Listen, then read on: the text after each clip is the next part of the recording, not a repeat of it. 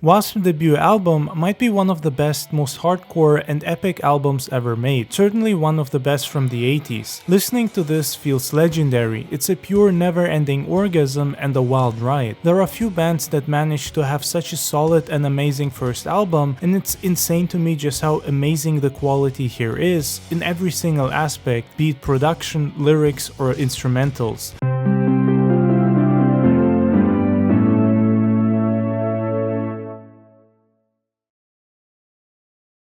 If you fuck like a beast, you must be an animal!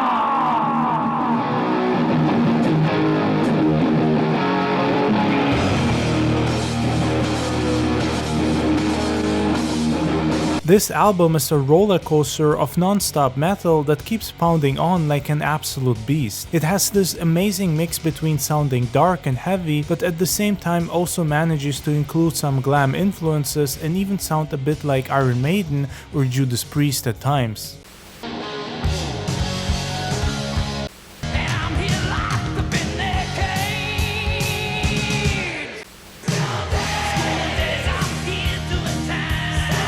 The songs don't feel repetitive and like the band is trying too hard to stand out or be perceived as something they're not, which was an issue a lot of bands had at the time, especially within their first albums. And let's be honest, most bands' debut albums were not that great or simply felt too weak, which makes sense. It usually takes a band some time to finally find their voice and stand out. It feels like W.A.S.P. had zero issues finding their voice, and this album, in my opinion, is easily one of their best, if not the best they ever made. Personally, I love their 80s era the most, so it's hard for me to choose between those albums.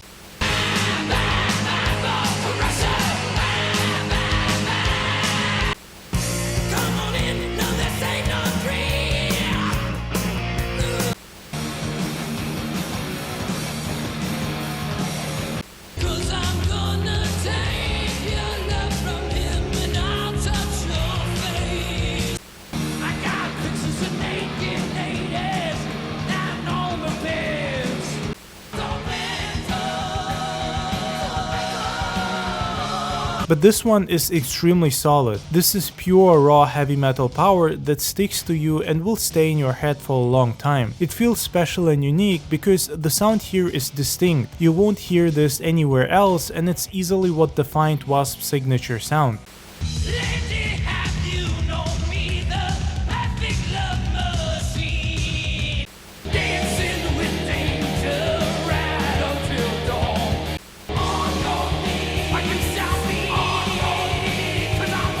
Not to mention the insane fuck you attitude that is present here, with this coming out at a time when the Pure Marcy and various religious groups tried to ban and censor music and heavy metal, especially W.A.S.P.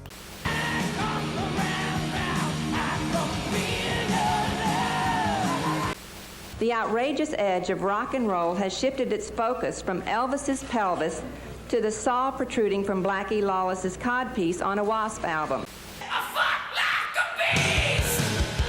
Songs like I Wanna Be Somebody or Love Machine also define the exact reason why Blackie Lawless is such a great songwriter and singer. The way he sings and writes music is unique in my opinion. No one sounded like Blackie in the 80s, and the lyrics that he wrote had a certain charm and feel that only he could produce.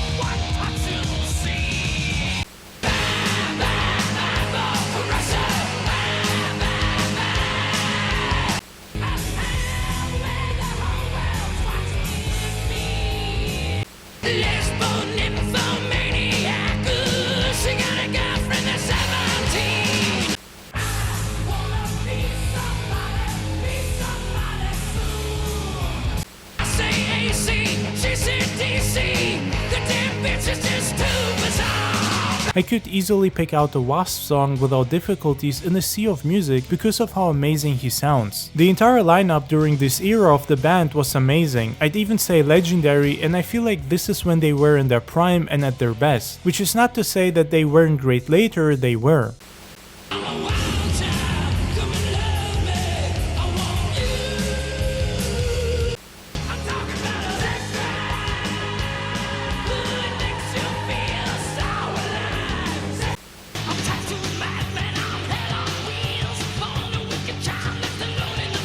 However, to me personally, the lineup they had that still carried over from Circus Circus, which was their original name, was the best and lightning in a bottle.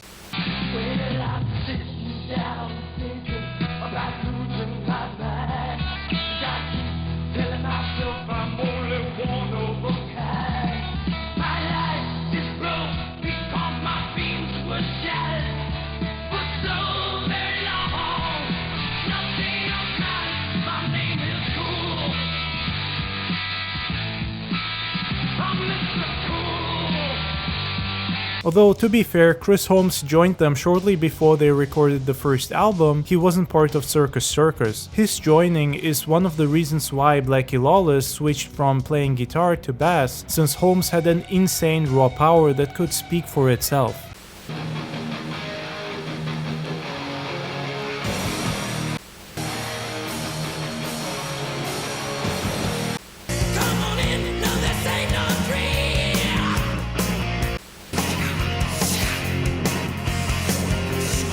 Chris Holmes was a madman. He lived what he preached, and many of W.A.S.P's best known songs were written by him and were pretty much autobiographical in their nature. Listening to songs like Animal or B.A.D. makes you appreciate him and his sound because it gives these songs a unique feeling, dark, fun, and sexy.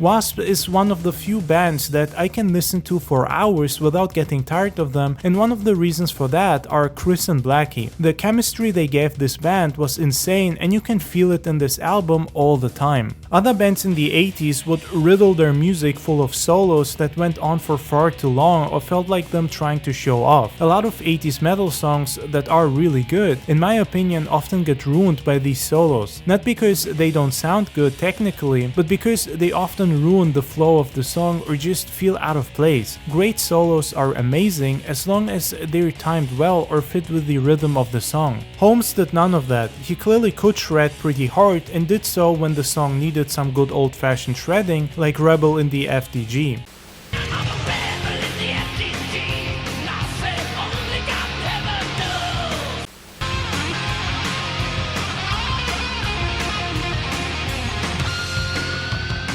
But if you listen carefully, you'll notice that W.A.S.P never really overindulged in solos because of how their songs are structured. They put a lot more emphasis on the melody and flow of their songs, which has always been my favorite type of heavy metal. Hellion is a good example of that, where every instrument works in perfect harmony and you never feel like they don't know what they're doing.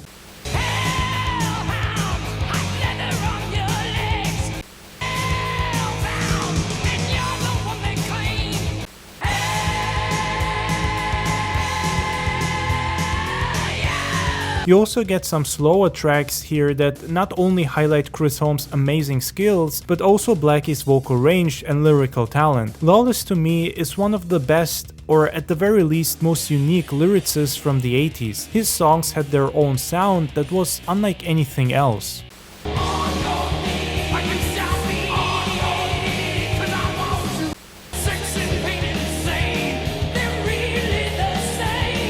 Sleeping in the Fire is a slower track that gives you some room to breathe, and it also highlights the diversity of this album. It's great because the songs are fast-paced and pound you with heavy metal non-stop. Then Sleeping in the Fire comes on and it's like a relaxing break.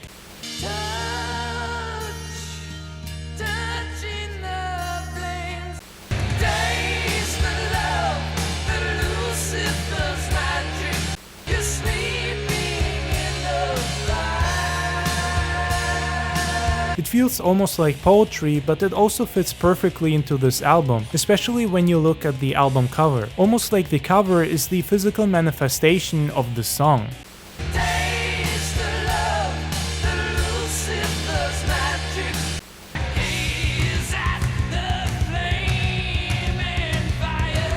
The whole album was highly controversial when it was first announced because it originally had the song Animal on it, which was also known as I Fuck Like a Beast.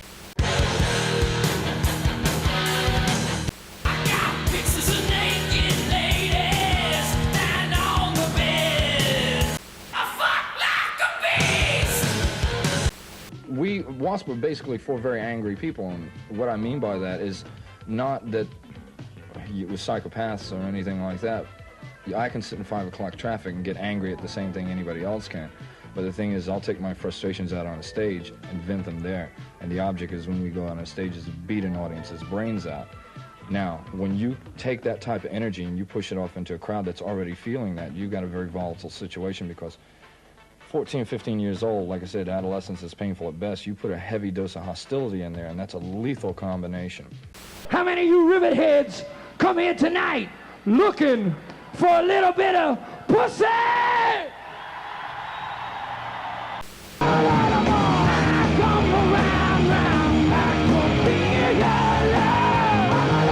An amazing, heavy song that was unapologetic in its nature and almost intentionally made to offend and piss people off. In particular, to piss off the PMRC and similar religious, morally uptight groups that deemed this kind of music as evil and tried to ban and censor it.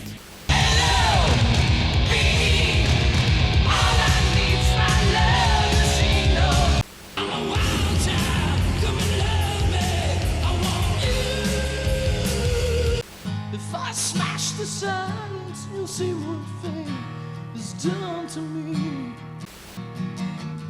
Kiss away the pain.